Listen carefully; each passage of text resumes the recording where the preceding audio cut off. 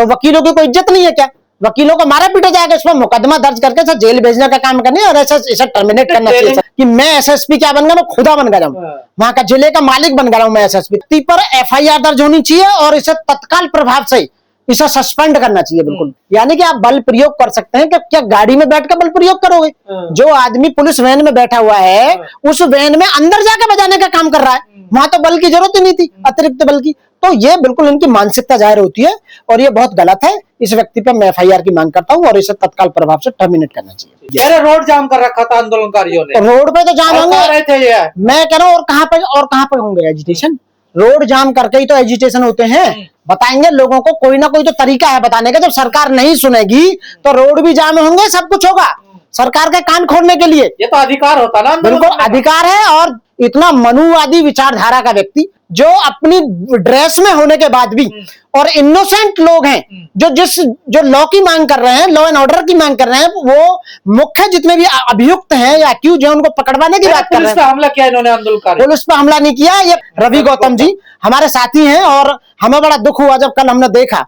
तो वास्तव में वो बड़े दिलदार हैं, मैं सैल्यूट करता हूं उनकी इस काम के लिए कि उन्होंने लोगों को वहां पे इकट्ठा किया, लोगों को अपनी आवाज को उठाने का काम किया। जब तक ऐसे युवा हमारे समाज में पैदा नहीं होंगे तब तक हमारी बात सुनी नहीं जाएगी। तो बड़ी घटना को टाल दिया एसएसपी ने, देखिए ये बड़ी घटना नहीं थी, कोई बड़ी घटना नहीं है। आज तक दलितों ने, एससीओ ने एक भी घटना घटित नहीं की है। वो बाबा साहब के बनाए हुए संविधान के दायरे में रहते हुए आर्टिकल 14, आर्टिकल 19, आर्टिकल 21 उनके तहत में वो एजिटेशन करते हैं, सम्मेलन करते हैं, शांतिपूर्वक सम्मेलन करते हैं, क्योंकि संविधान हमारे बाबा ने बनाया, इसलिए हम संविधान को पूरी तरह से पालन करते हैं और उनकी एक एक धारा को देखते हुए हम जो काम करते हैं। इतने बड़े अधिकारी से ऐसा सोचा जा सकता है? वो आपा खोद और थप्पड़ मार। अरे मैं ये कह रहा हूँ, एसएसपी आदमी वो होमगार्ड का काम कर रहा है।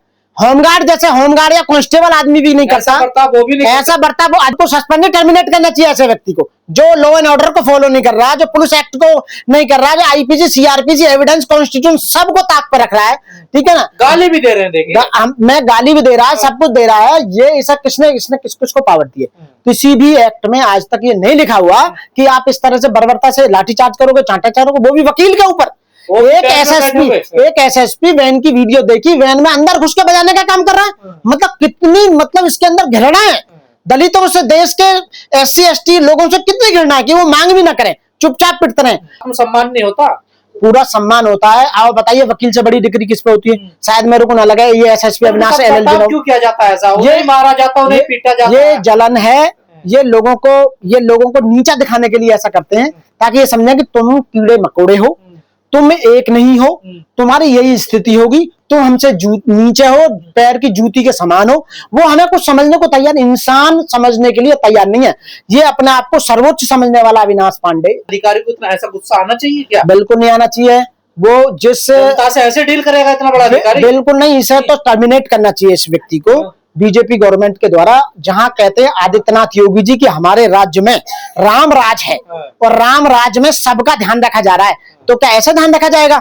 लोगों को मारा जाएगा, पीटा जाएगा जो एजिटेशन कर रहे हैं, खासकर वकील। तो वकीलों की कोई इज्जत नहीं है क्या? वकीलों को मारा पीटा जाएगा, इस पर मुकदमा दर्ज करके सर जेल भेजने का काम करने और ऐसा इसे टर्मिनेट करना चाहिए। ऐसे सिखाया जाता है क्या? कोई ऐसा नहीं सिखाया जाता, बिल्कुल नहीं सिखाया जाता। कल से जब से वीडियो आई है पूरे समाज में रोष है पूरी तरह से, और हमारा समाज बहुत बड़ा आंदोलन शुरू करने वाला है इस बात पर।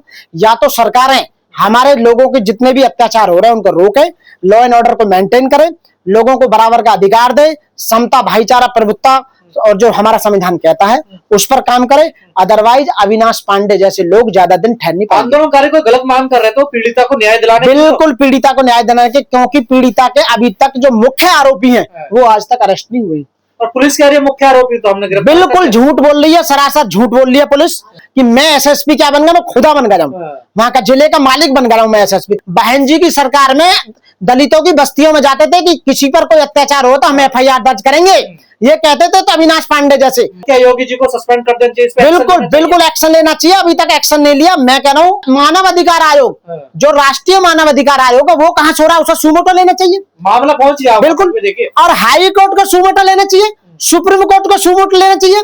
भाई कानून व्यवस्था भारत की इस तरह चलेगी क्या? संवैधानिक पावर आपको है तो आप सुमोटो, ना तो इलाहाबाद हाई कोर्ट ने लिया और ना सुप्रीम कोर्ट ने लिया, ना मानवाधिकार आयोग ने लिया, और इसमें SC ST जो आयोग है वो भी सुमोटो ले सकती है। ये चार जो ऊपर आयोग, दो आयोग और सुप्रीम कोर्ट हाई कोर्ट बैठे हैं, ये क्या कर रहे हैं? आपका देखने के लिए थोड़ी बैठे हुए हैं।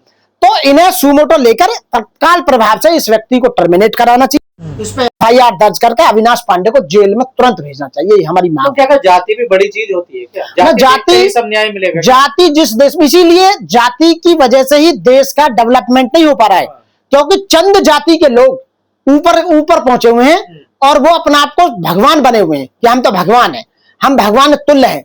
चिंता ना करो, गवर्नमेंट बदलती रहती है, सरकारें बदलती रहती है, समय परिवर्तनशील है। प्रकृति ने इस तरह से बनी हुई है, प्रकृति एक के बाद एक आता रहता है। हमेशा RSS BJP या सरकारें नहीं रहेंगी, सरकारें दूसरी भी आएंगी, और आप 60 साल तक यहाँ रहने, 60 साल तक भर्ती होता है। तो DM से मिलने की बात बिल्कुल शांति, DM से मिल नहीं सकता, बिल्कुल शांतिपूर्वक धरना था, बवाल मचा हुआ, आक्रोश है पूरे समाज में आक्रोश है, और आज बहुत लोग पहुंच रहे हैं, लगातार पहुंच रहे हैं। और रवि एडवोकेट जो हमारे रवि गौतम जी, उनके साथ में जो इसने बर्बरता करी है, मारपिटाई की है, वो वास्तव में निंदनीय है, वो घोर निंदनीय है, और ऐसे व्यक्ति पर तुरंत कार्रवाई। समर्थन में भी आ गए कुछ लोग, देखे अविनाश पांडे ने ठीक किया, आज ऐसा ही करना चाहिए। देखो वो लोग जो अपने आप को सो कॉल्ड सर्वोच्च मानते हैं, वो हमेशा से हमारे खिलाफ है। वो बाबा साहब के खिलाफ रहे, वो काशीराम साहब के खिलाफ रहे, वो भगवान बुद्ध के खिलाफ है, वो हमारे बहन जी के खिलाफ है, वो हर उस व्यक्ति के खिलाफ है जो मानव में समानता में विश्वास रखता है, भाईचारे में विश्वास रखता है, और आय के साधन बराबर बांटने का काम करने वाले हैं। हम चाहते हैं कि देश के जितने भी आय के साधन है वो जनसंख्या के अनुपात में बराबर। ऐसी घटना को अंजाम देकर ये कहना चाह रहे हैं कि कोई आंदोलन न करे, डराया जा रहा है? आंदोलन तो पहले से होता रहा है और होता रहेगा, और सबसे ज्यादा आंदोलन करी कौन रहा है? मुस्लिम या SC, और दोनों के सिवा कोई आंदोलन कर नहीं रहा। तो ये जो घटना है वास्तव में बहुत ज्यादा, मैं इसकी घोर निंदा करता हूं, और ऐसे व्यक्ति की जांच होनी चाहिए। ये मनुवादी विचारधारा का व्यक्ति है, और इस व्यक्ति को तुरंत तत्काल प्रभाव से योगी आदित्यनाथ जी से हमारी ये रिक्वेस्ट है कि इसे सस्पेंड। विपक्ष इसमें राजनीति कर रहा है चुनाव 2027। ये सब गलत है। अब इस समय में ये कह सकता हूं लास्ट में कि उत्तर प्रदेश में लॉ एंड ऑर्डर खत्म हो चुका है।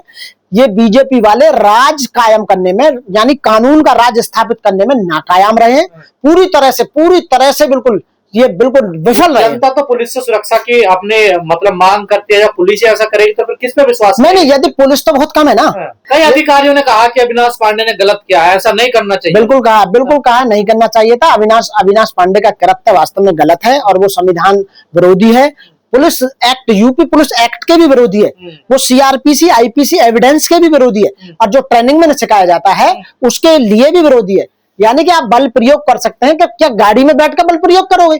जो आदमी पुलिस वैन में बैठा हुआ है, उस वैन में अंदर जाकर बजाने का काम कर रहा है, वहां तो बल की जरूरत ही नहीं थी, अतिरिक्त बल की।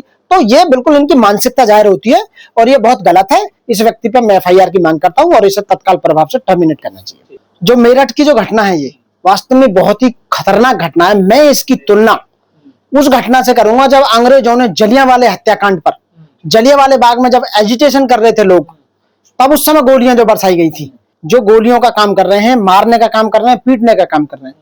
आर्टिकल 19 सीधे क्लियर कट कहता है कि आप शांतिपूर्वक कहीं भी एजिटेशन कर सकते हैं, जो कि वो शांतिपूर्वक कर रहे थे। उत्तर प्रदेश की जो मेरठ की पुलिस है, उसने उस ललिता गौतम के मर्डर केस में जिन लोगों को पकड़ना चाहिए था, आज तक उनको अरेस्ट नहीं करा है। और अब इस देश में इतनी प्रॉब्लम आ गई है कि दलित जितने SC हैं, खासकर जो शेड्यूल ट्राइब, शेड्यूल कास्ट, खासकर मुस्लिम माइनॉरिटीज लोग हैं, आदिवासी लोग हैं, यदि वो इस तरह का धरना प्रदर्शन करेंगे तो अविनाश पांडे जैसे SSP जो भ्रष्ट है बिल्कुल पूरी तरह से, ऐसे लोग चांटे मारने का काम करेंगे, और लॉ एंड ऑर्डर को फॉलो नहीं करेंगे, संविधान का वायलेट करेंगे। जितने भी कानून है, यूपी पुलिस एक्ट है, कहीं भी किसी कानून में आज तक या ट्रेनिंग में, पुलिस की ट्रेनिंग में ये नहीं सिखाया जाता कि आप इस तरह से बर्बरता से किसी पे लाठी चार्ज करोगे, चांटा मारोगे या 3rd डिग्री यूज करोगे। तो क्या अविनाश पांडे ने कानून तोड़ा है? बिल्कुल कानून तोड़ा है। इस